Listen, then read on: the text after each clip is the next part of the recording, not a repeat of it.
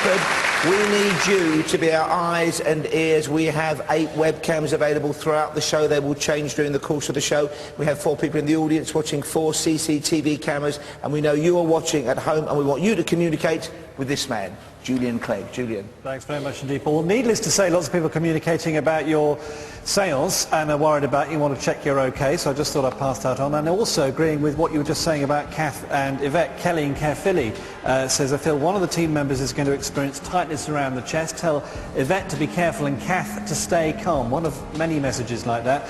And also as regards the seance, Karen in Watford says, I can't believe that at the beginning of the show tonight, Paul really looks incredibly upset, and there are loads of orbs like glitter balls where Kath and Yvette were in the basement of the theatre. Well, look, thank you very much indeed for all those messages.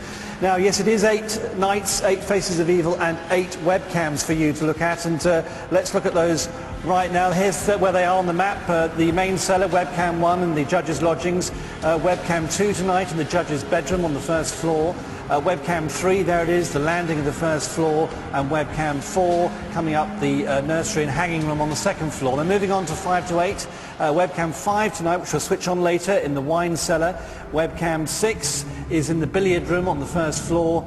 Webcam 7, the panelled room in the ground floor, and webcam 8 tonight in the schoolroom on the second floor. That's where the webcams are. You go to the website, of course, for the interactive map. Let's go to the webcams now and let's see what they're doing. Webcam 1, the main cellar. Nikita and Lisa in Derby and Lingina say there are groups of figures in capes. One is sat down with his hood up and the other standing in front of him on that one. And Richie and Mags from North Wales say I can see a woman standing in the right-hand corner and somebody is kneeling by the chair. That is webcam 1, the main cellar. Webcam 2, the judge's bedroom. Let's look at that now. And Kerry in Chatham in Kent says there's someone in the bed asleep, as I've just heard what sounded like snoring, interestingly. And Joanne from Oakwell says doors slammed and a breathing type of noise, and then I saw an orb go across the room. Thank you for that message. Let's move on to webcam 3, the first floor landing, and Georgia in Northampton says I saw a hand on the railing of the stairs. It was white as snow and then just disappeared into nowhere. And Sharon in Kilmarnock says there's someone leaning over the banisters on the stairs. By the size of it, I would say it was a man.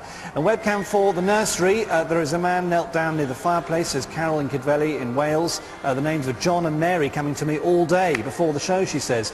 And Angela in Stockport says I heard a noise like a chair being pulled across the wooden floor. And the other 4 webcams, quickly looking at those. Webcam 5 in the old wine cellar, there it is. We'll switch these on later on in the show. Webcam 6, the billiard room on the first floor. And moving on to webcam 7, located in the panelled room on the ground floor, and webcam 8 in the schoolroom. Now, I want to hear from you. Obviously, if you spot anything on those webcams, you have to get in touch and tell me. This is how you do it. You text the word screen, then a space in your message and citing to 80889. Text costs 50p plus 1 text message to standard rate, and you must be over 18 to get in touch, of course. And mosthauntedlive.net is the website, of course. Now, our competition, we're running a fantastic competition every night through this 8-night spectacular, and a chance to come to the next Most Haunted Live for just 5 pence of a call. That's not bad, is it? Let's look at tonight's prizes, and tonight's prize is a lightweight Fuji FinePix S2000 HD 10 megapixel digital camera with all the extra bolt-ons. You'll also receive a Samsung Jet mobile phone from Virgin Media. Very nice and handy. And we include those all-important tickets for the next Most Haunted Live event. And everybody who rings in this week is in with a chance of winning £1,000. That's not bad, is it? You'll be drawn at random from all the callers. Now, for your chance to win, here's the question. Which former place of travel did the Most Haunted Live team investigate in August 2008, last year? Was it A, Aldwych Tube Station, B, St Pancras International, or C, Victoria Bus Terminal? Call me now. Here's the number, 0844 646 9966. The calls cost just 5p from a BT landline. Mobile and other networks may be considerably higher. And the competition lines close at 5 o'clock tomorrow afternoon, are open to UK residents, and you must be over 18 to enter the competition. And the winner will be selected at random after the close date and contacted in person. And of course, details and terms on the website mosthauntedlive.net. I leave you with this thought from Chris and Zoe in Cambridge. Be careful, team, tonight. Feelings of strangulation and rope burns will affect one of the team. I wonder. We'll find out. Paul, back to you. Thank you, Julian. So, we are searching for 8 faces of evil. So far, we have met the beast, the butcher, a blood-soaked murderer, and a brutal jailer. Who is waiting for Yvette Fielding and the team at tonight's historical but sinister location, the Judges' Lodging? We will find out after this.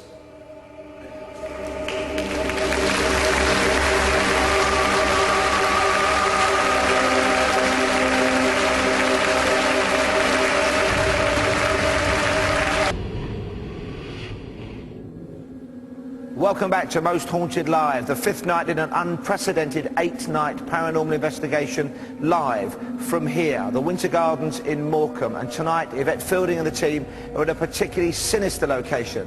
They're at the Judges' Lodgings in Lancaster, where many judges stayed who condemned dozens, if not hundreds of people to death, including people accused of witchcraft. Witches and warlocks executed because of the people who lived in that house, and at least one person who lived there took his own life. Now, it's time to reintroduce ourselves to our experts this evening. We have historian Dr. John Callow, and of course our demonologist and expert on the arcane and dark arts, Fred Batt. John, let's start with you first. We've heard about the amount of people condemned by the judges passing through these lodgings. There was almost an establishment campaign against paganism and witchcraft in those days, wasn't there?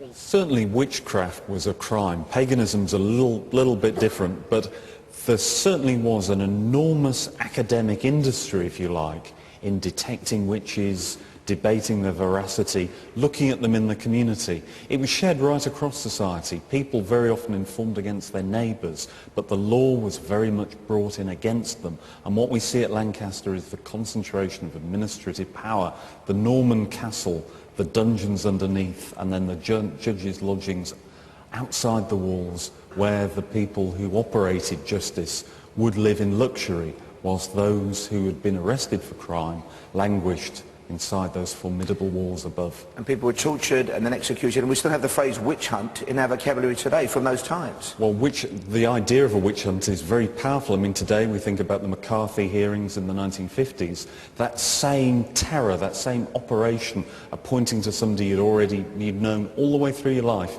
suggesting there was something odd and strange about them, had terrible consequences for a significant number of people.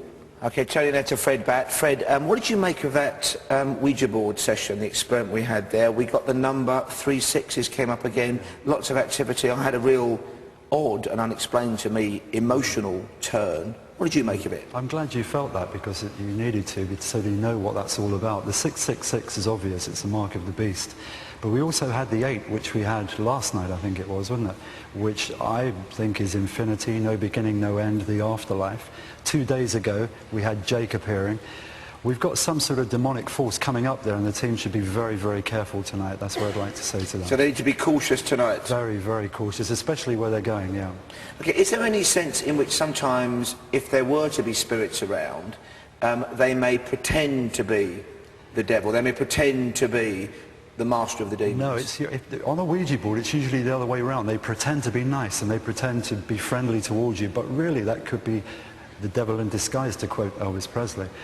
But yeah, it's the other way around normally, so you've got to be very careful. And I would advise nobody to do the Ouija board unless they know what they're doing, or they've got someone there with them that knows what they're doing. Mate, in future I'm steering well clear. Yeah. I have to tell you that. Okay. Thank you very much, Fred Batt, Dr. John Callow. I'm being told that Yvette Fielding and the team are now at the location, the Judges' Lodgings in Lancaster. Let's go straight over there tonight so the first vigil can begin. Yvette. Hi, Paul. Basically, we've all split up. There's myself and there's Carl.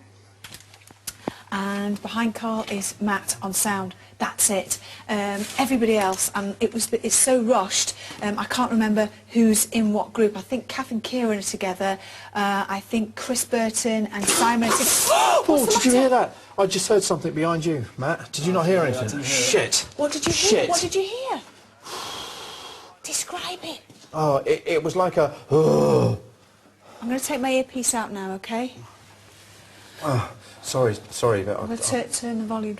Sorry. No, I've just heard something else as well. I've just heard another moaning. I'm going to call out. If there's anybody here, if there's a spirit person here with us now, please can you make yourself known?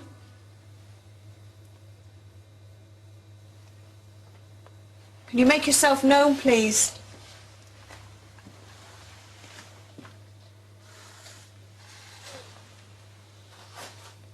there's anybody here, please make yourself known. Let's walk down a bit, shall we? Yeah.